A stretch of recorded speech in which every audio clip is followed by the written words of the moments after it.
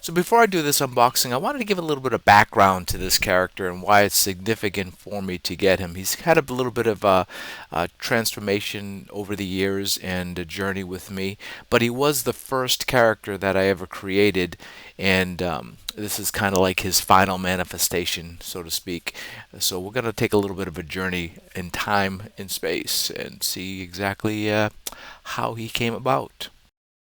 So I guess the year was 1978, and I got my first exposure to ventriloquism watching Jay Johnson on Soap, and I was absolutely obsessed with it. In fact, is I wrote him a letter, and one of my most cherished possessions from my childhood, one of the few things I kept, is this autographed picture that he sent me, and I was just amazed. Every time he would come on, my eyes would be glued to the screen. Okay, I got it. It's red. It's round. It's an apple. This is amazing. And just as a little side note, so I hadn't done ventriloquism for over 30 years, and I went to the ventriloquist convention for the first time, and actually met Jay Johnson. And they say you should never meet your heroes, but those of you that have met Jay, what a fantastic person, and just an amazing ventriloquist, and just an all-around great guy. So it was really a highlight of that year for me and the convention to meet him. And there he is with my dummy Finnegan. And my other influence at that time, in 1978, a movie came out that you're all familiar with called Magic with Anthony Hopkins. And Fats was absolutely fascinating to me. I didn't see the sinister, I didn't see the split personality. To me, it wasn't a negative thing. I just thought that there was a special relationship between Corky and Fats, and I was fascinated by it because at that time, in 1978, there was Jay Johnson on Soap. There was Magic and not much else, and you didn't have YouTube and you couldn't watch anything else. So that was another pretty strong influence on me. I remember the commercial that scared the crap out of everybody. Abracadabra, I sit on his knee. Presto, changeo, and now he is me. Hocus pocus, we take her to bed. Magic is free. We're dead. So my mom got me my first ventricle figure, which was a string pull Charlie McCarthy, which I immediately dressed in other clothing and called him Chuck. So I wasn't actually trying to make him Charlie McCarthy because I didn't have a lot of influence as far as who Edgar Bergen was, other than some books and finally seeing him on the Muppet Show, which I was very excited about. Yeah, as you can see, my father is thrilled because I brought him everywhere, and even on this trip to Disney World. And my dad is sitting about as far away as he can because I don't think he quite understood his son's fascination with dolls. But next came Chuck kind of evolved into this Willie Talk that I have no idea where I got him from. My mom used to make outfits for him, and it was the first time I had a dummy that you could operate from the inside and his head could turn. And of course, I dressed him like me because I was still so fascinated with Jay Johnson and Soap, Chuck and Bob, and really took him again everywhere I went, and finally was able to order my own professional ventriloquist dummy from Jerry Lane, a Jerry Lane Tony. And I took him everywhere with me to family parties, and much to my sister in law's dismay, to even our shared birthday party. Her birthday was April 1st, mine's March 31st, and as you can see, she's thrilled that my dummy is here with me. And partly because of being a teenager, and the other part really not understanding the impact of it, I actually named him Fats and kept him as Fats for many years, not really realizing that I was naming him after a very sinister dummy. I'd probably say the highlight of Fats' career was my buddy Joe Barrett was turning 21 and having a party up at Cape Cod and asked me to bring Fats. And I did. I had no material prepared. I had everybody in the room shouting, Fats, Fats, Fats, screaming, and Fats up the stairs yelling, louder, say louder. And they just kept screaming Fats, having no idea what Fats was, what it would be. And I came down and I insulted everybody in the room, every single person, just back then I had really high sarcasm skills, being from Boston and that being a second language in Boston, and really had a great time.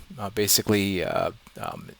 Making everybody laugh. They all laughed at themselves, and at the end they applauded, and it was just really a fantastic time.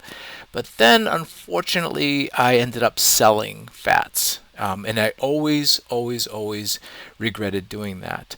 Um, back, 30 years go by, I get back into ventriloquism, and through this amazing community, someone pointed out where I could still get a pretty much a new Jerry Lane Tony, and Fats came back. But at that time, I realized now you can't name him Fats, and since my middle name is Edwin, then I decided he would become Eddy.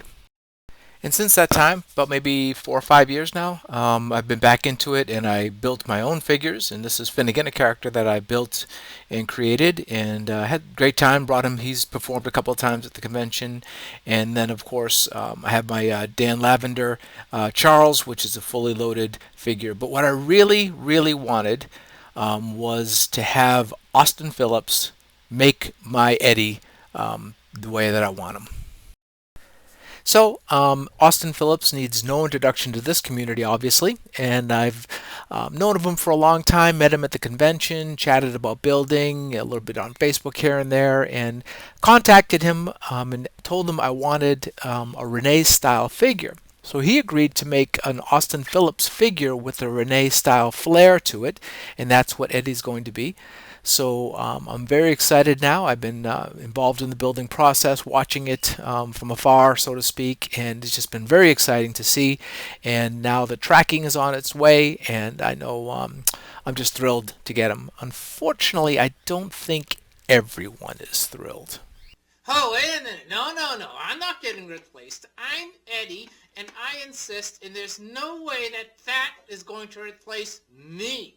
So, therefore, I'm staying put right where I am. Nope, I will not be replaced. Well, shit. Do we at least get cable TV out here? Anyone? You guys don't talk much, do you? All right, so that moment that I've been waiting for has finally arrived, and I have the box here, so I'm going to go ahead and open them up. Super excited.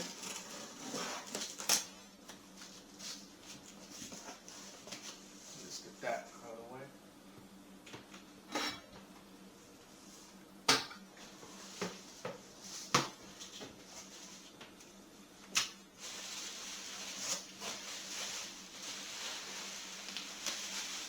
It's funny, we're always just like a kid on Christmas time when when we all get a figure that we've been waiting for.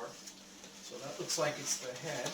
So I think I'll grab the body first. Just make sure that doesn't go tumbling onto the floor. All right. So here's his body.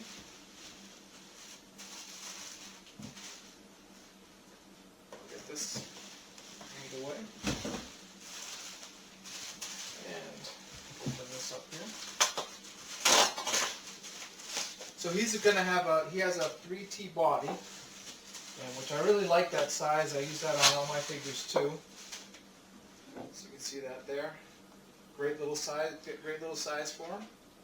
His hands look really good, and just everything super quality.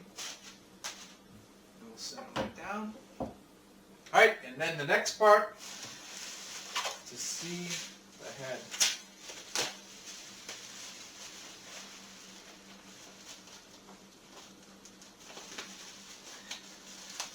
This is so exciting. I'm actually like shaking a little bit. So I think when we get older, we don't really have a lot of chances to feel like a kid on Christmas anymore. So this is one of those times. And I think everyone that's ordered a figure and waited for it to come has felt that same thing. All right. It's got a little staticky hair going up in the air though. But you can see him looking really great.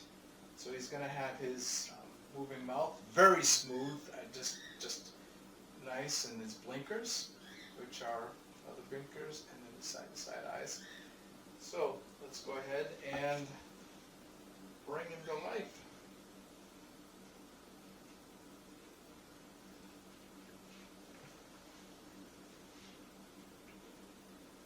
Are you sure you know how to use me? I mean, I'm pretty new here. Yeah, you're pretty new.